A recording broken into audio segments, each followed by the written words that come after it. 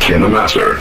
Hey there, welcome back to Mastering Kinemaster 2021. So I want to make this channel bigger for 21, but today we're going to make things smaller. What am I talking about? I'm talking about the miniature city effect, which is super cool. And I used to think that you needed a different degree of professional equipment to actually do it. Well, you can do it on your phone with Kinemaster, and it comes out awesome. This is my first try. I'm showing it to you right now. I'm first going to tell you about how to actually set this up while you're watching a little bit, and then we're going to work on how to actually make it done. Remember, like and subscribe, and I will start explaining to you while we watch a little bit of the one that I made, and you can get out there and make really cool ones like this too.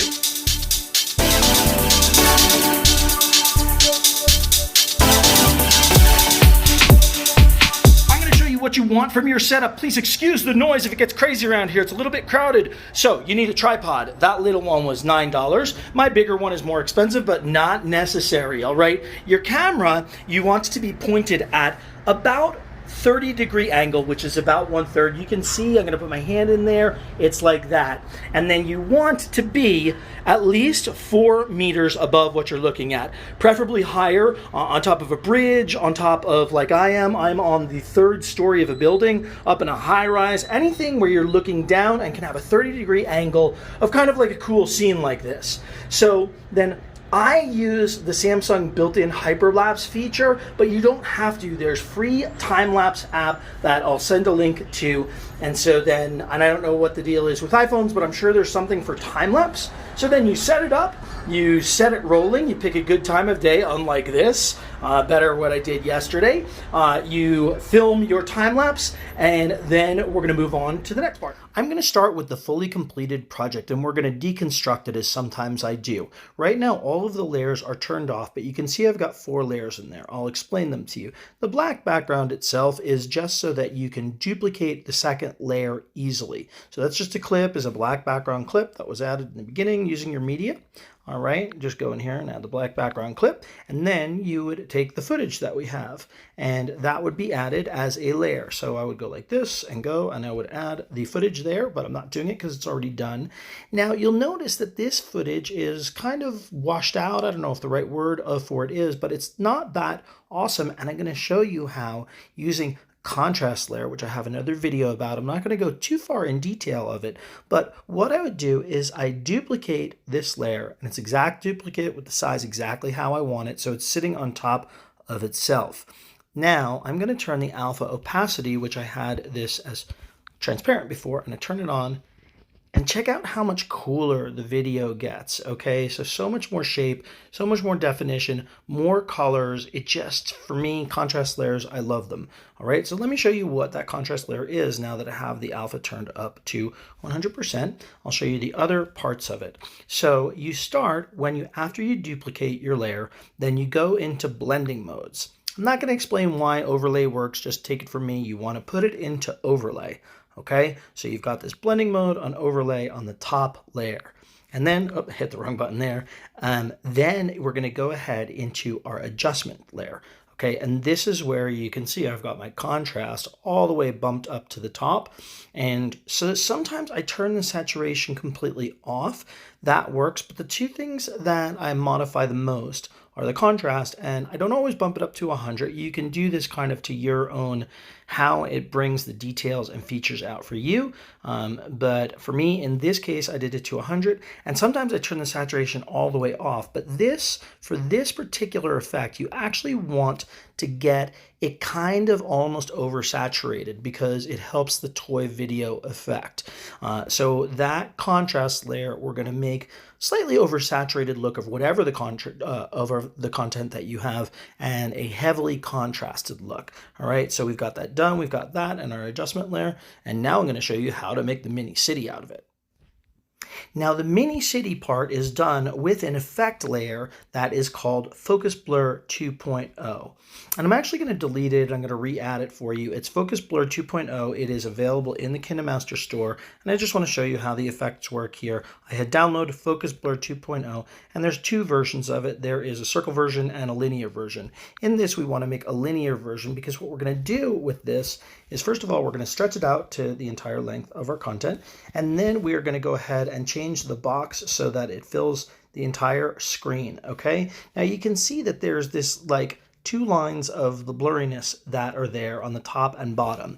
So we're going to go into the settings menu on the blur linear, and we're going to change these in order to make the best settings to do this. And what you want to do is you want to match the direction of where your cars are going or your people are going or whatever it is. And you want to match it by using these controls that they have here, the angle and all of this. One thing right off the bat is that you really want a strength eventually of 2, but having the strength up high helps you to see where you're positioning your blur lines. So the first thing I'm going to do here is I'm going to change the angle of this so that the angle matches more or less the street angle there. And then you can go ahead and you can position the x-axis and the y-axis. So move it sideways so it matches. And that is, to me, I don't really need to change the y, I don't think. I might change the angle of it a little bit more. And so this is really, you just go along and you make it match as best as possible with that. You can change it a little longer. And then you go ahead and you change the radius of this. So you see how it gets tighter. And I have people who are walking by on the street, on the side of the street who walk through here, who I wanted to be big and not mini. I'm kind of scrolling too fast for you to see them.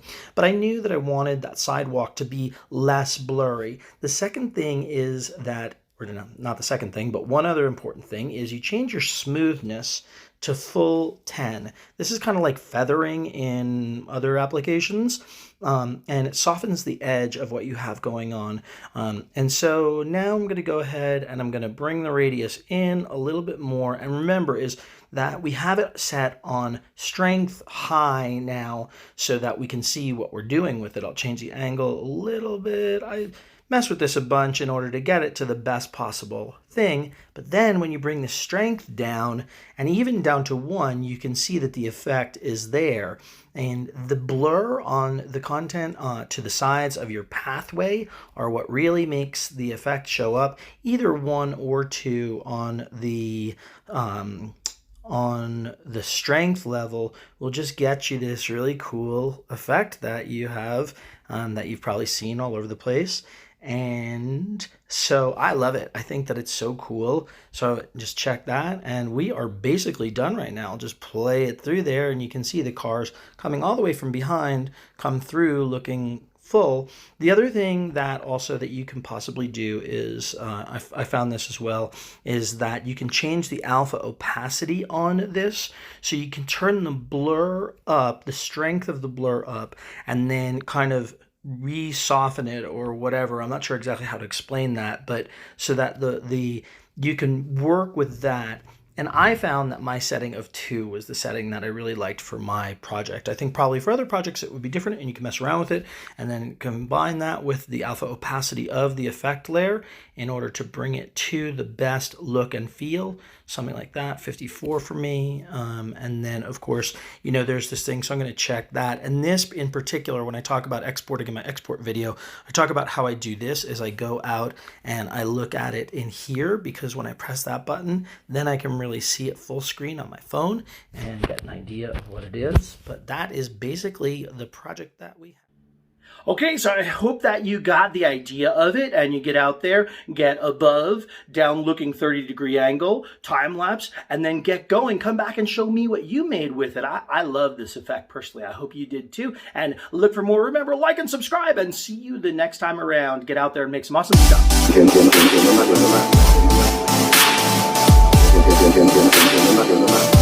Kinemaster.